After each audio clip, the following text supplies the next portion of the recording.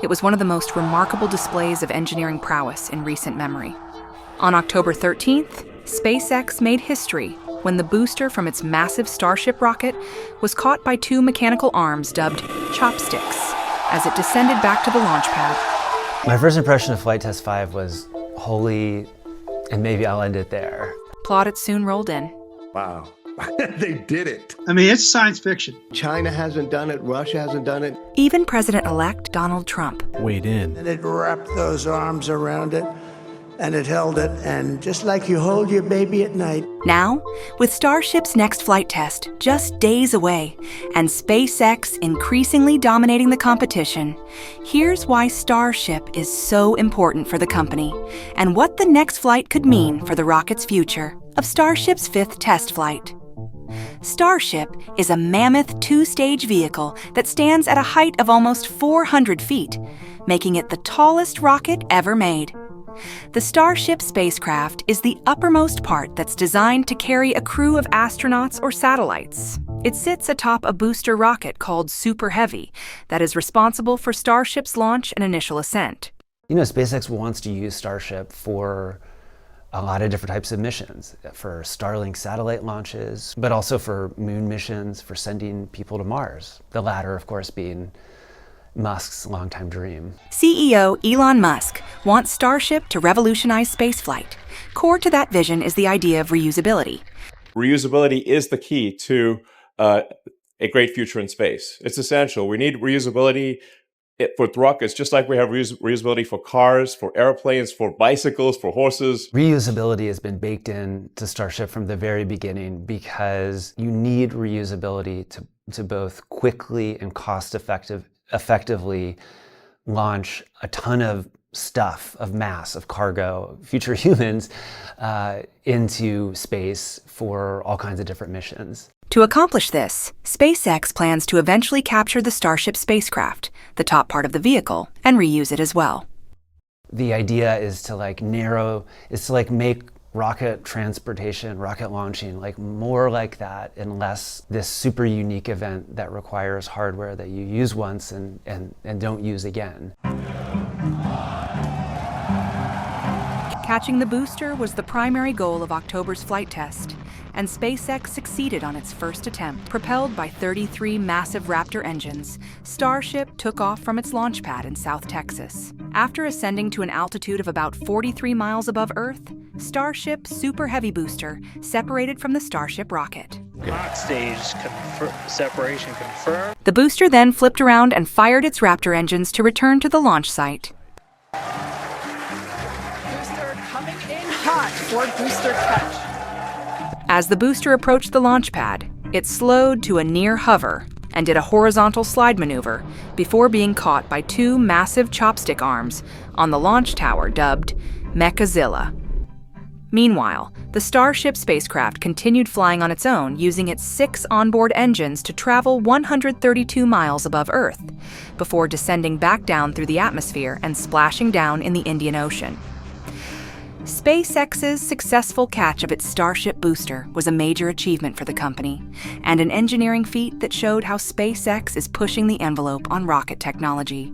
When you think of a rocket, most of the rocket is the booster. You need a lot of power to defeat gravity and get off of Earth and send something into space. For decades, the most efficient way and safest way to do that, companies, governments found, was to build boosters that were used a single time. Boosters would fly back in and into Earth and crash down in the ocean, and that would be the end of them. SpaceX has already demonstrated the power of reusable boosters with its Falcon vehicles. Rivals are pushing to add reusable systems to their rockets too, and closely watching the company's work on Starship. Flight Test 5, featuring this catch, was kind of a shot over the bow because it showed that SpaceX very much has a path to making Starship real, making it operational, bringing it to the market, changing, potentially, assuming it all goes forward, the the ability to get to space and how you get to space and what it costs to do that. Jeff Bezos' Blue Origin is developing a reusable booster for its New Glenn rocket that is slated to launch for the first time this month. United Launch Alliance, the rocket operator owned by Boeing and Lockheed Martin, is looking to recover the 2 engines that help power the first part of its new rocket, Vulcan Centaur. Last year, Rocket Lab USA used an engine that had flown before on a flight of its Electron rocket and is working on a new vehicle called Neutron with a booster that it could use again. SpaceX's progress has prompted interest in reusable boosters overseas as well. A Chinese company said it is planning test flights for new reusable rockets in the next couple of years. And Russia recently said that it was beginning to develop its own reusable rocket. But when it comes to reusability, SpaceX remains far ahead of the competition. It's not that it's like free to sort of like reuse a booster. It comes back, you have to refurbish it, you have to do checks, you have to make sure it's like safe to like fly again. But they've demonstrated that these boosters can be used time and time again. And that really helps SpaceX like keep costs low.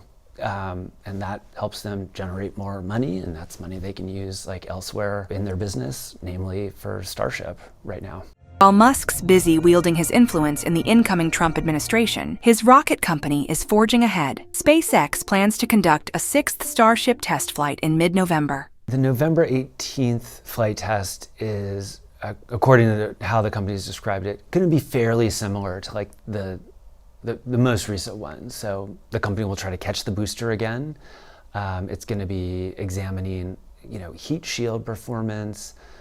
Again, working on relighting a Raptor engine while in space. I don't think we're gonna see a major new first time sort of engineering kind of moment the way, we saw with the 5th flight test. Although, we also probably shouldn't take for granted just like catching the booster. They're gonna wanna show that they can do it again and again and again.